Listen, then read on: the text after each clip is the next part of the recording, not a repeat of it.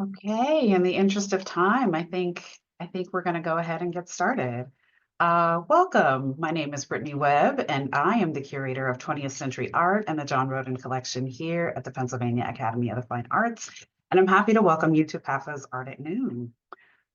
The Art at Noon lecture series are supported by the Barron family in memory of Rose Susan Hirshhorn Barron, a former docent at the Academy and a great supporter of our education programs.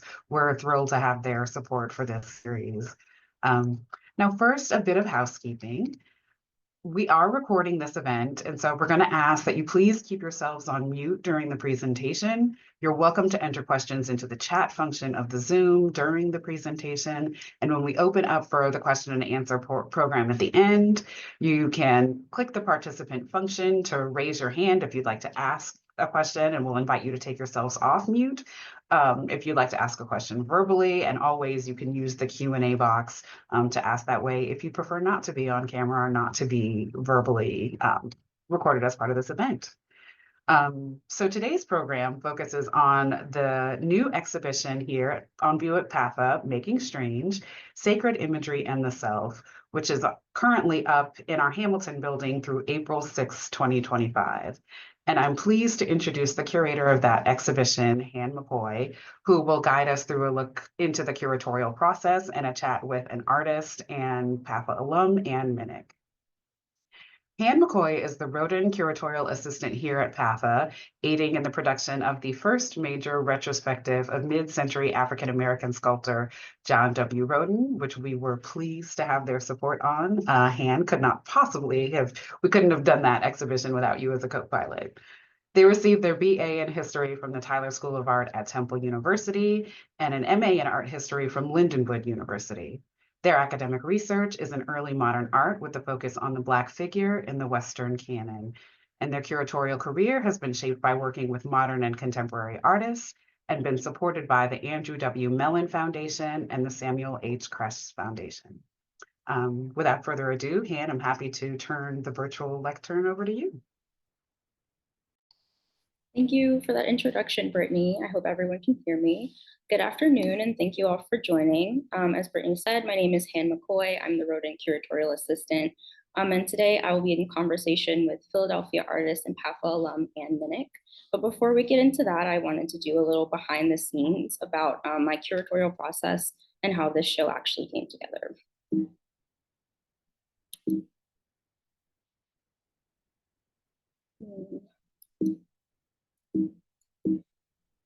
I'm not able to switch the slide. Just a moment.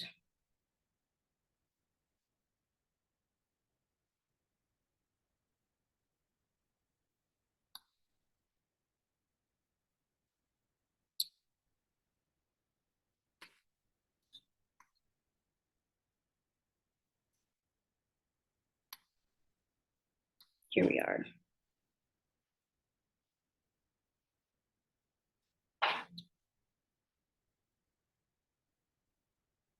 Okay. There we go.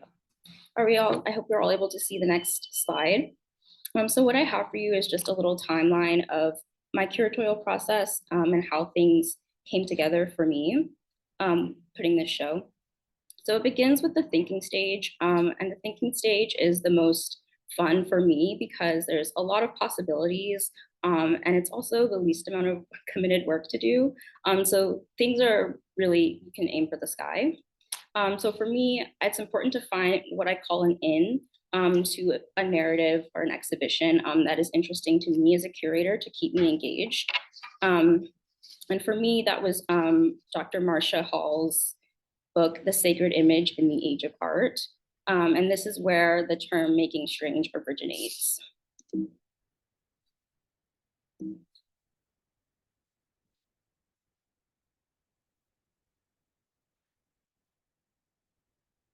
Sorry, I'm having real technical difficulties with the slides here.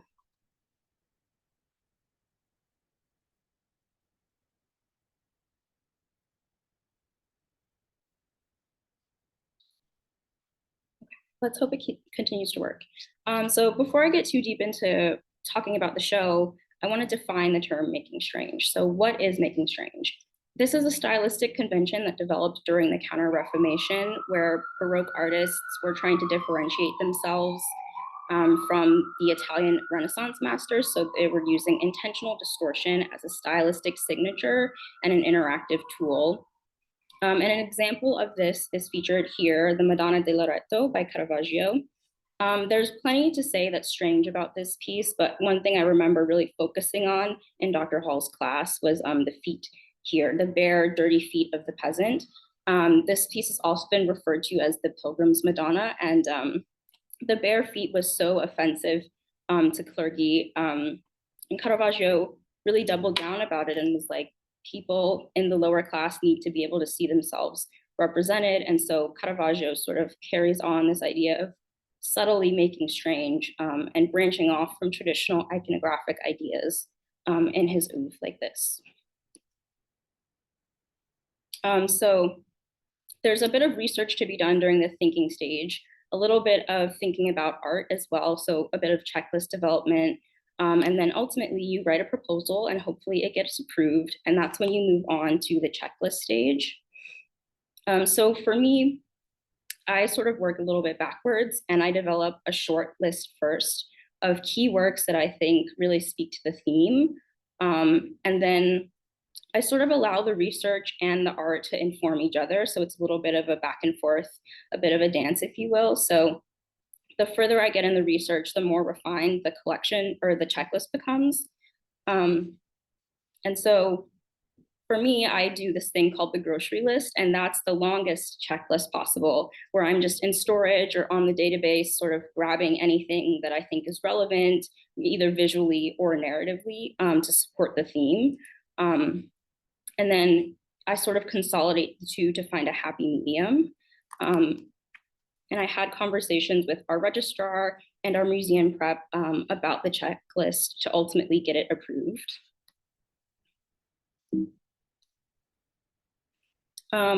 One of the things that I was thinking about while making my checklist is editing. Editing is so important. So I wanted to take just a fun little moment to see what didn't make the checklist and sort of my reasoning behind that.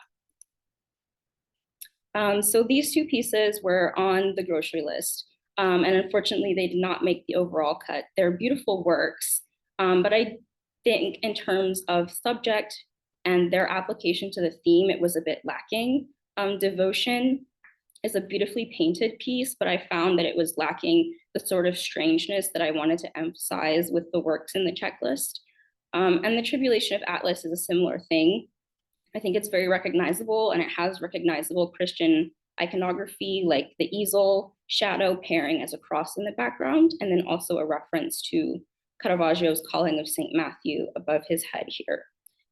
So both really focus on Christian iconography, and I didn't quite want it to be a show just about Christianity or just about the Christian experience. My background is in early modern European art, so there is a lot of religious themes in that, and so that was my personal in.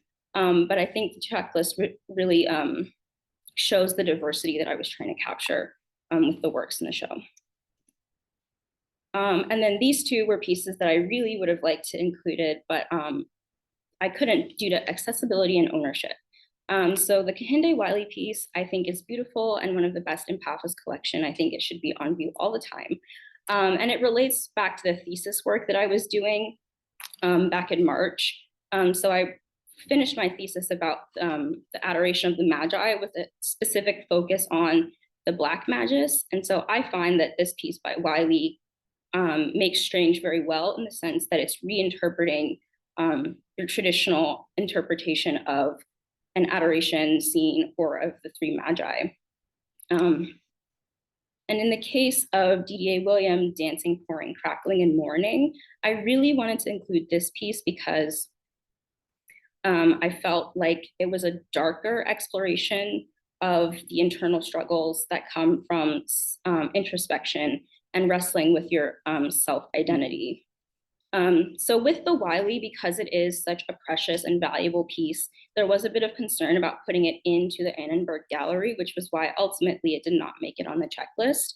The priority is to keep the works safe, even though it would be lovely to have on display in my show. As for the William piece, I was able to secure another from the same Haitian series of exploration by William. So I think it does do the work that I intended for dancing and pouring to do, but I still think that this piece on the screen here fit the narrative just a little bit better. And then finally, there are cases where I just miss things. One of, I think, was my real drawback starting this project was that I'm the Rhoden Curatorial Assistant. So I spent over a year just focusing on John Rhoden and his sculpture. And so I wasn't as familiar with PAFA's 16,000 work collection as I would have liked to have been when starting this. And so this was actually a piece that was brought to my attention by Emily Bruton-Schilling. Shout out to Emily, thank you for coming. And so we sort of had an email back and forth about how we thought this piece could be included into the show. Unfortunately, the checklist was already finalized, but I did want to take a moment to highlight it in my Art at Noon talk because I do think that it goes along with the theme really well, and I'm a little disappointed that I did miss it. So what I find to be made strange about this piece is the subject matter. The Suicide of Judas is not traditional iconography. It's not something that I've seen a lot of old masters reinterpret. And so immediately a new take on a biblical story was interesting and sort of made strange.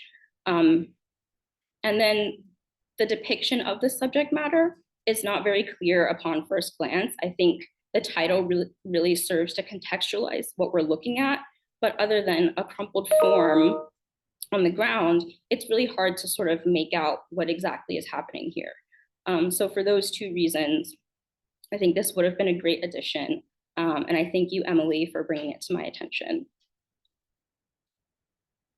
So after the checklist is finalized, we move on to the writing stage. And this is sort of where the in-depth research begins, and I have to commit to my idea or my theme. I have a tendency to try to rework things as many times as possible to get the perfect answer at the end, but we don't have time for that. So I'm finalizing my research, finalizing the idea, and then I want to visualize the checklist. So I literally take the checklist and cut the works out and spread them out, and then I sort of organize them based on visual similarities and narrative similarities. And the grouping itself was actually pretty easy. The works spoke to each other really well.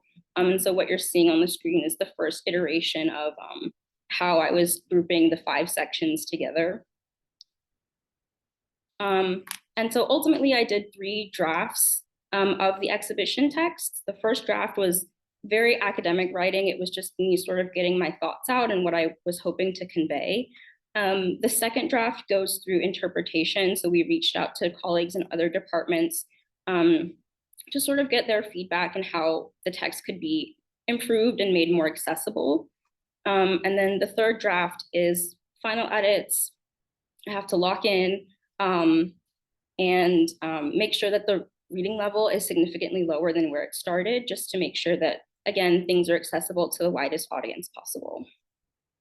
And I chose not to do chat labels for specific works because I didn't want to over-explain the concept, which I also have a tendency to do. I really wanted this exhibition to allow the works to speak for themselves and also to speak to each other. So moving past the writing stage is the pre-install stage, which I call the group project. And this is where I'm just working with colleagues amongst PAFA, colleagues outside of PAFA to get things prepared so that when install does happen, we're quite ready to go. So what we're looking at here is part of the pre-install stage. These are notes from the graphic designer that we work with, Will Hodgson. And so what Will has done is he's literally taken my themes, broken them apart, and then these are his interpretations of the theme of the text itself, and that's how he creates the font for the title as well as the section text. And also during the pre-install stage, I wanted to create an accompanying pamphlet for Making Strange as sort of a guide to close viewing. Again, accessibility was really on my mind, hence the English-Spanish translations, the benches, and then this pamphlet. I wanted it to be accessible to people who maybe don't have an art history background or a fine arts background. So the pamphlet really functions as a means of guiding one through the exhibition. So as well as reviewing the budget, developing social media and marketing strategies, this is really just a time to give feedback and to collab with other colleagues to make sure that this show not only works for me as a curator, but for everyone else involved. And so finally, we go into the install stage. And this is like group project part 2, but definitely more chaotic. So I've included some images of me and our museum prep Jacob just getting the space ready. I think as a curator, you don't always have to be as hands-on in the install stage. I know many curators may choose to be quite hands-off, but in this sense, I'm not one of those curators. And you can see me painting clothes on, getting the space ready. So I was really involved with collaborating with our museum prep as well as the art handlers and the team hired to hang and install just to make sure that we could keep the ball rolling and stay on schedule. And so after the installation, we're finished. You can see the show. And it's open to the public until April 6th. There is a kind of in parentheses, and the kind of is the part that we're in right now. So I'm of the opinion that a curator's show isn't really finished until it's de-installed. And even then it might continue to linger for who knows how long. So we're never really finished. But what the kind of in parentheses represents is the curatorial tours, any lectures or related programming like the Art at Noon, and to just continuing social media and marketing strategies so that it reaches the widest audience possible.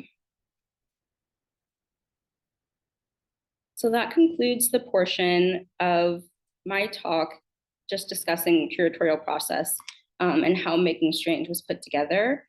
It is now my honor to introduce Anne Minich, who is a Philadelphia artist and PAFA alumna. And if you give me just one moment to set up, we can start with our questions.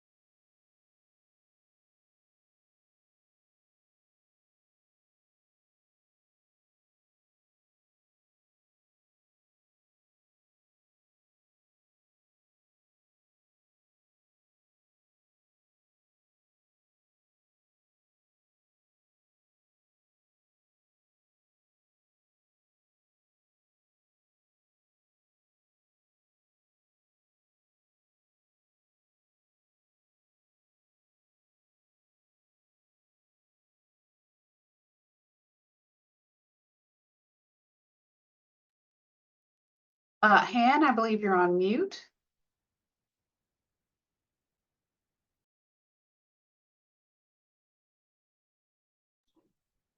Thank you. Sorry about that.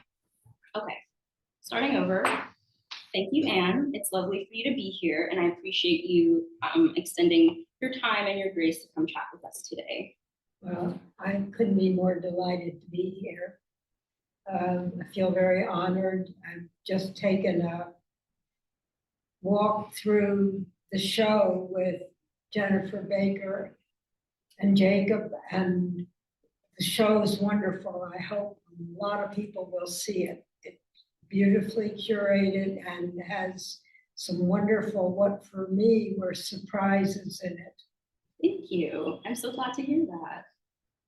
And of course, your work was one of the catalysts for Making Strange. I immediately saw Vermillion and had an emotional response to it, as well as an intellectual response. I saw your piece and I thought to myself, this is interesting. This could be very good. Well, that swells my head. Would you mind going to the next one?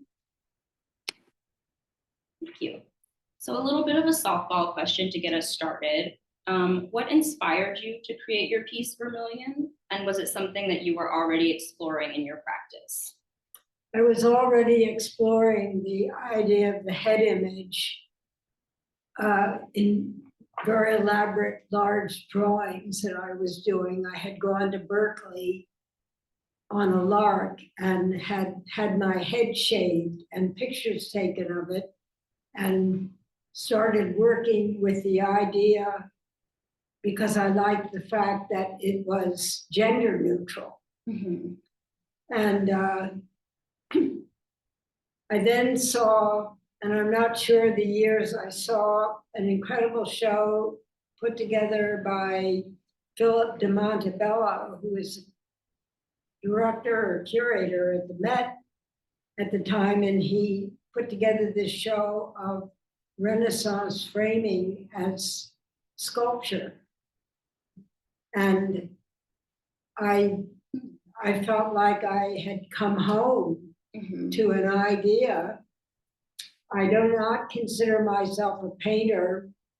It's more like I use color to flesh out my ideas. I really think of myself more as somebody who builds constructions.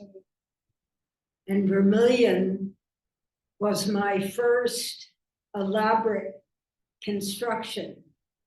And I was able to pull off all kinds of things that I took on as a challenge. There's a little holy medal down at the bottom, which is from a stay that I had in Rome, visiting my friend Francis Gillespie.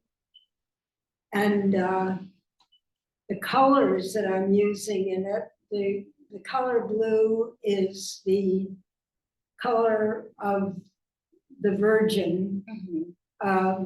Red is the color of martyrdom and passion, and vermilion, and the why I named it that, is a very precious and deadly, apparently,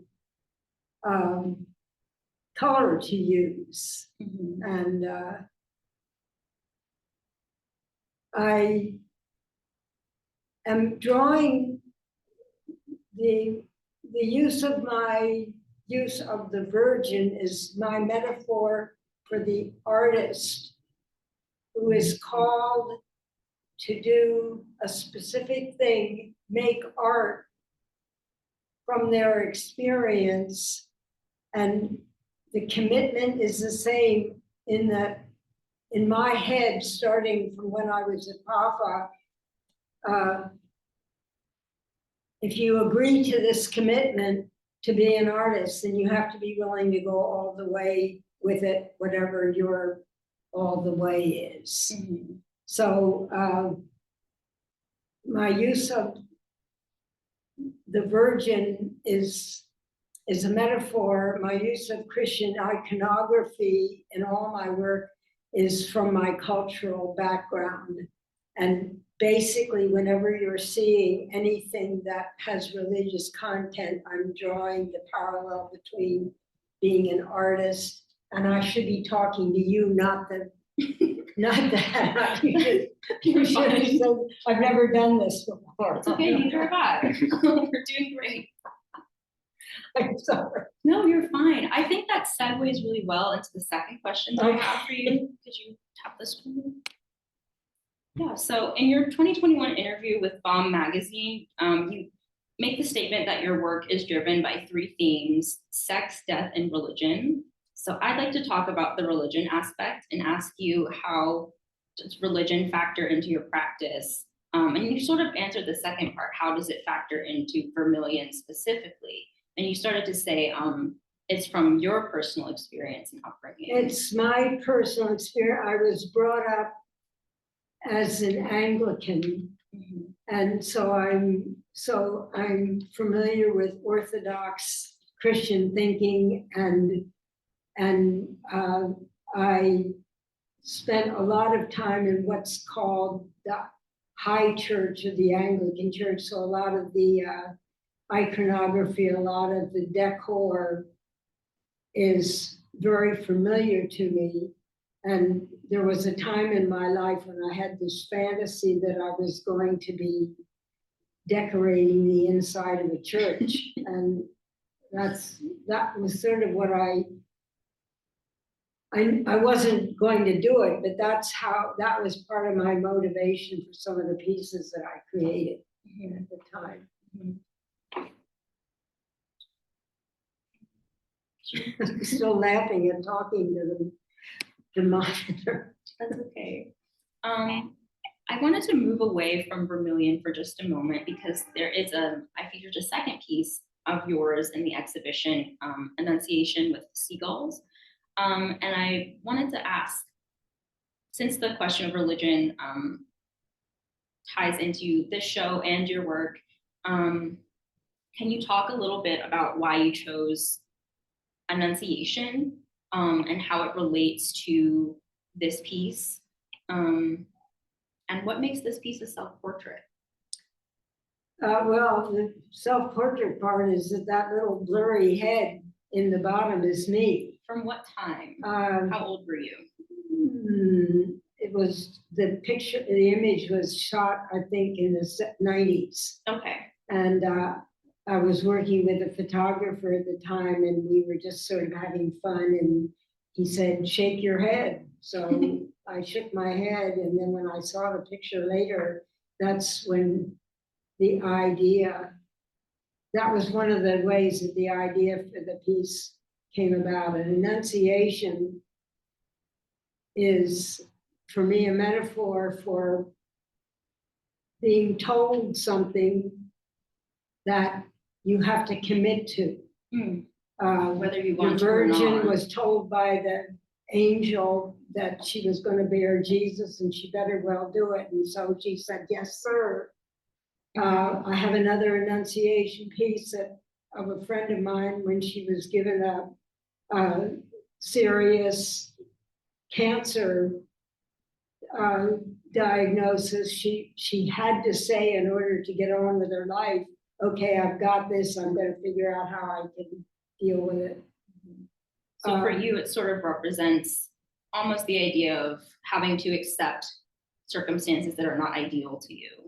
No, well, yes, because that's part of being an artist. But it's a metaphor for me for accepting the responsibility of being an artist, which I believe is intense. And I also think that in the present time in the world, that artists are some of the most important people, and I think it's a very priestly calling. Well, it sounds a little highfalutin, but I got all my thinking from 2 years at PAFA, actually. So sort of as a follow-up about the religious ties in Annunciation, can we talk a little bit about the symbolism? I have so many questions about what the piece is actually composed of. Why the seagull? What do the arrows on the ground mean? What's the significance of the setting? If you could just sort of dive deeper into the symbolic details of this piece. The seagull. I love seagulls. I love the fact that they're common birds. Some people don't like them at all. There's something wonderful about them at the seashore, the way they swoop in at you, the way they congregate. I love them as they're kind of like a symbol of the soul in a way.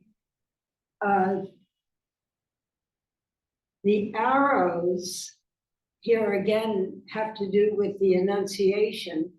In the story of Mary, she presumably has the option to say no, but she doesn't. And the fact that she said not die, or she said she will do this, was her agreement to the commitment to take on, and it meant taking on some pretty rough stuff in the story. That's what the arrows are an indication that you can really go either way in this. And the shaking head is an illustration of my making up my mind, and the halo is saying that I have taken on this responsibility as an artist. I know this sounds very sort of strange to some people, but it's my way of thinking, and it's what all this kind of fantasizing and all these kind of ideas are what actually moved me forward with my work. Well, I appreciate you like adding some context to the symbols. I think this was a piece in the show that I was really waiting to talk to you about just before I sort of explain what it represents and what it means to me. It's very, I'm a subjective artist, and my challenge is to try to make my work as universal as possible, because I really do believe that there's only just a few ideas in the world, that we have many, many, many ways of expressing those ideas as individuals.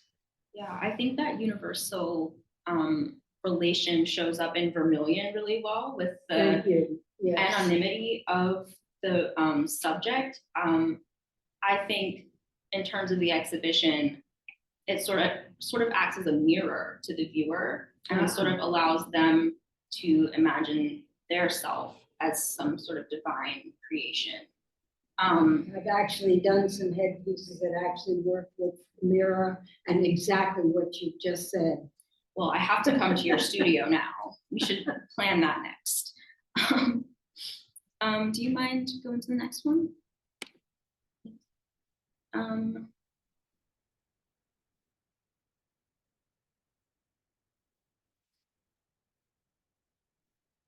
Oh, I think this was the next. Could you go to the next question? I'm sorry, the wrong question. Oh. Can you just go to the next one? Tap it. There you go. Could you explain the significance of the found objects that are in your work and your thought process behind why you include them? The found objects are really pretty subjective and instinctual. I don't think I can give really for some of my work, some of my work I could give you specific. This was a collection of things that I'd collected on walks. For many, many years, I took 5, 6, 7 mile walks where I collect, and the collecting was a completely separate activity from the work. And I would only pick up things that attracted me right away. And it was always an instinctual thing. I never had to think much about whether something attracted me or not. And then I take everything back to my studio, and my studios are filled with stuff over the years. And when I sit down and do a piece, I know everything I have, and I spread it out and I start composing. And when I made this frame, it was a cross between using the shells, which are very important to me, shells, because of all the symbolism they have. And I thought the glass just appealed to me as decor, and the 3 little stones that are in the bottom are acknowledging my 3 children. Oh, lovely. Yeah. I knew that those had a very specific significance somehow. Yes. That's very nice. So I guess you would say that the found objects are more of your side hobby, something that you're drawn to and then was included into your practice after? No, what, I mean, yes and no. For starters, I wouldn't use the word hobby. I don't really have any hobbies. Everything that I do in my life, no matter what it is, even garbage Netflix watching somehow feeds into what I do in my studios. So there's an intentionality behind everything. Yes, in Every other choice. words, it only took me 10 minutes to realize what I was doing on these walks, and that the stuff that I was collecting was going to be going into my work. I became instantly aware of that. But at the same time, it was still a separate activity because part of my personality is that I see things in different ways at the same time, which is one of the reasons why I work on many different series and don't just stick to one line of things. That makes sense. Do you do the next slide?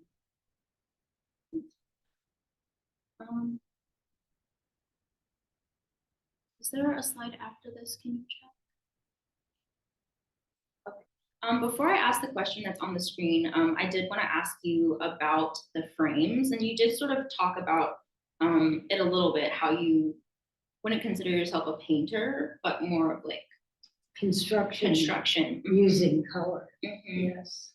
So can you talk a little bit about how you made these frames and how they complement any piece that they're attached to? Well, the frame and the inner and the outer, which is what I call them, usually come all around the same time. I work them together. And one of the reasons that I work them together is for the very practical one of wanting to be kept together as one piece, because a friend of mine had the experience of having a frame that he had very carefully designed for a piece, and the museum that bought it didn't like the frame, so they took it out and discarded the frame, which is made of concrete and is now in my backyard. But I wanted to ensure that that wouldn't happen, so they're all built together. It was also a way of keeping them somehow relating to each other, although I don't pre-design any of my work. I let it grow from what I'm doing. Vermillion very much grew that way. It started out as just a panel with the blue head on it, and then everything evolved from that. So the I frame. lost the thread of the question. Oh, that's okay. Do the frames, I think they I know. reinforce the meaning of the work. They're all part of the work. Yes, I don't make a separation between the frames and what's in the interior, but what I did want to say is that the way I got started building was I was invited to be in a show at 112 Green Street, and I was living in New York at the time, and I was not even making my rent every month. So I had to frame 2 very large pieces. So I got myself a jigsaw and wood and took it back to my studio apartment. And the first cut I made, I realized that I would be able to cut any shape I wanted to. So there's a bit of freedom in that type of making. Well, it's what made me realize that I could make constructions. I had never considered sculptural or construction ideas before. I had been looking at a lot of constructions of artists that made them that I admired, but I didn't realize until I actually used that jigsaw that I could make them. And being able to do that and being able to develop my interest in found material is what made me finally realize that I wasn't really what was called a painter, and which was being pointed out to me. So Everyone has an opinion. everybody has an opinion, yeah.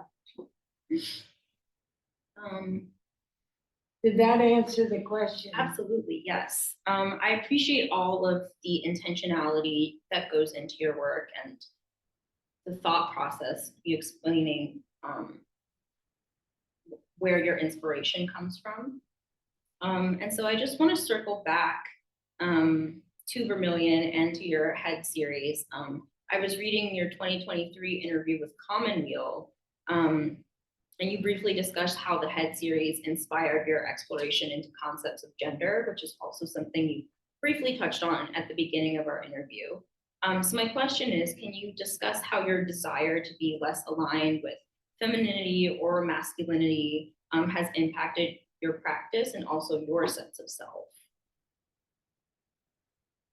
And I've read this over and over and over again, your question. I have some idea from childhood that there really shouldn't be a separation of the sexes, and that each sex has their own particular gifts. Women can grow a baby, a man can start the whole process, and things like that are complementary, but there isn't, the sexes are equal. In other words, there isn't one that's better than the other, there isn't one that's weaker than the other. And that was something that from early childhood, for some reason that I don't know about, I thought about. Even though at the time I was brought up in a very sexist society, I pretty much did what society expected of me, but I also kept my own counsel and had this whole inner life.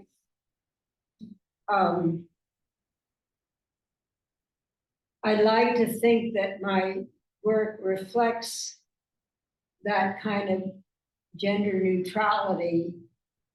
And at the same time, there's some people that apparently see my work as strongly feminist.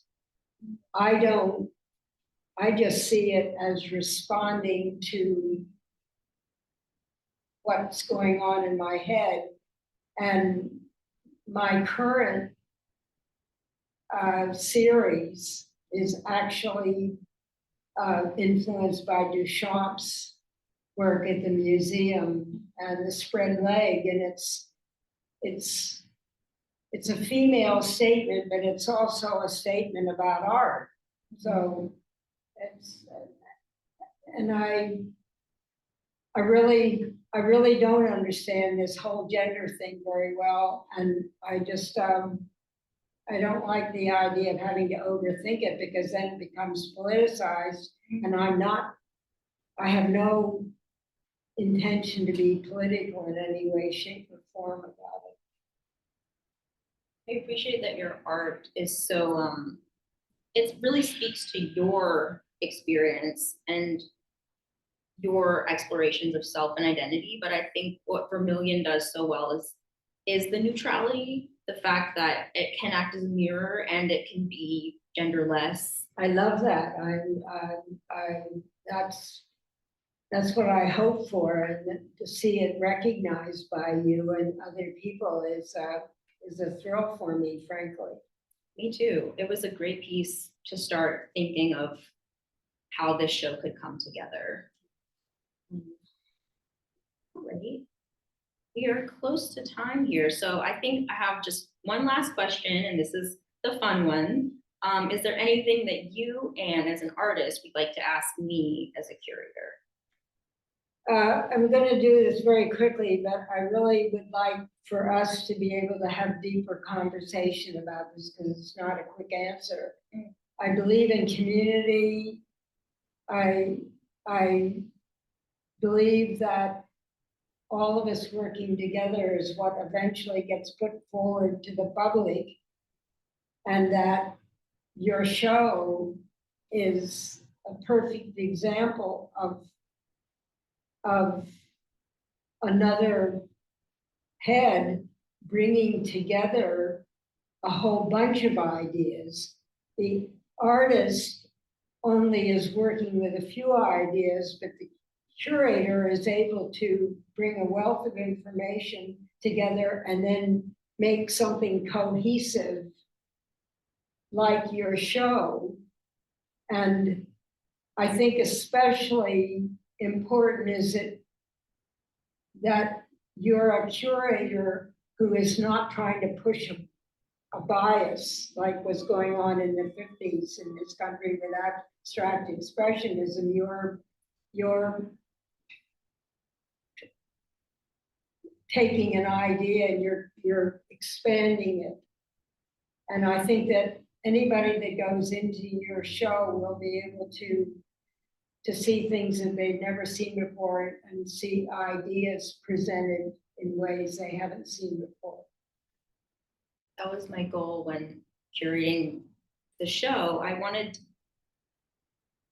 to make something that was accessible and interesting to as many people as possible, and sort of force viewers to not only confront themselves, their inner identity, but also the experiences and identities of others.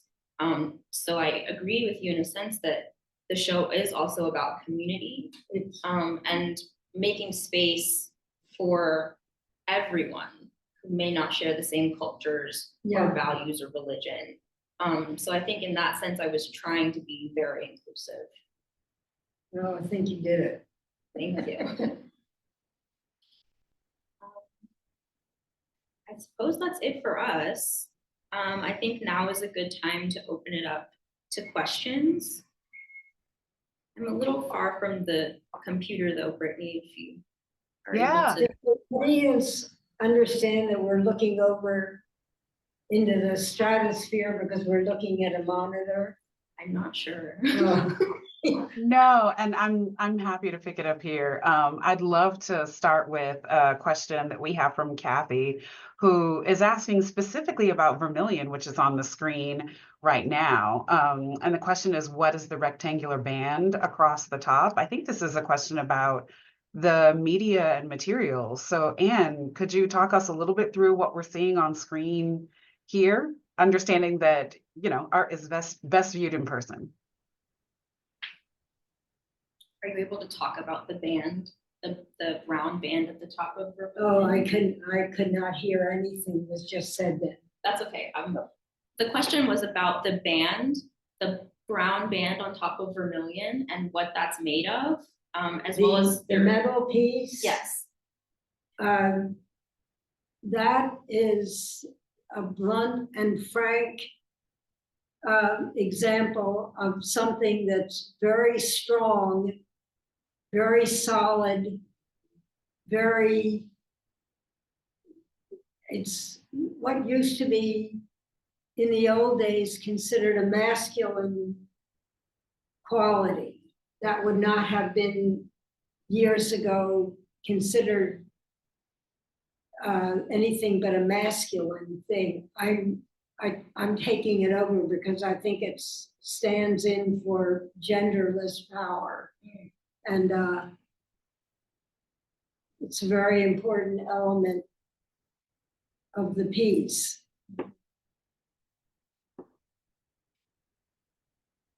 I think it's from the underside of a truck. I found it on a street. I love the use of the found objects. There's also found objects in Vermillion. Are those pebbles or shells that you found in the blue?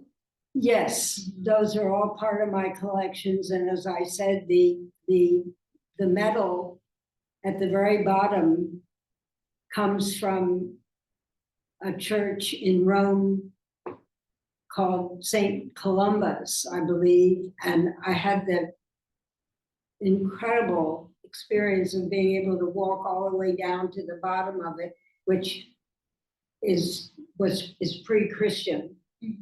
And it was a November cold day, and there were 3 of us in the whole place, 2 women, British women, and myself, and we had the front of the place.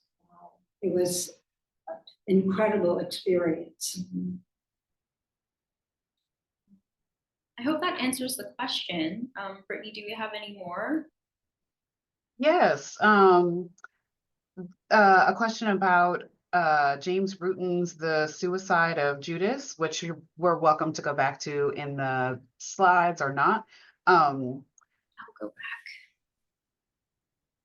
Click.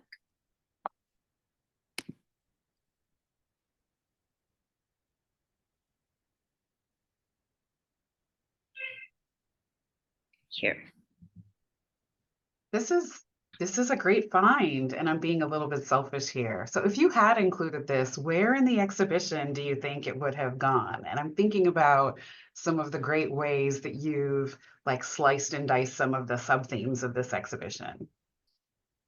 That's a good question. I think it would probably go in the second section, which covers overtly strange iconography, but probably closer to the end so that it segues a little bit into the section about self and identity. When Emily was telling me about this piece, I think it fits into that section well because it's not only visually strange, but narratively strange. This isn't a scene that I see depicted very often. So I think having it in that section, but leaning almost as like a bridge or a merge to the section about identity, because Emily also shared that James Bruton passed away to suicide. So there is almost a psychological underlayer to this piece that relates back to the artist and his internal struggles and his emotional experiences. So I think it could go either way, but probably leaning more towards section 2.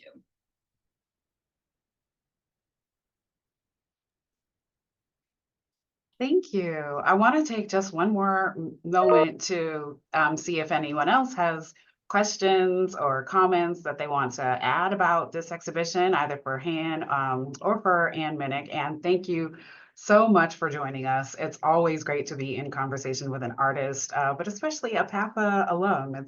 It's nice to have a little bit of a homecoming here. And I want to remind everyone on our Art at Noon today that this exhibition is currently on view in the Hamilton building here at PAFA, and it will be on view through April 6th. So please, please come see the work. It's incredible and incredible in the space. There's so much great detail in all of the work, but especially in Anne's work, this mixed media that you get where there's such a surprising combination of objects, I think really needs to be appreciated in person. So please come out. And if there's nothing else, I just want to thank everyone for joining us. I see we have members of the Barron family in attendance with us. Thank you. It's always nice to see everyone. And yes, please stop by and see this show at PAFA. And otherwise, have a great rest of your day. Thank you, Anne. My pleasure, my deep pleasure. Thank you for having me here. Of course, it was a pleasure and also an honor. I love getting a chance to talk to you. Thank you, and you will be making a studio visit, I hope. Absolutely. Let's plan that right now. Thank you everyone for joining.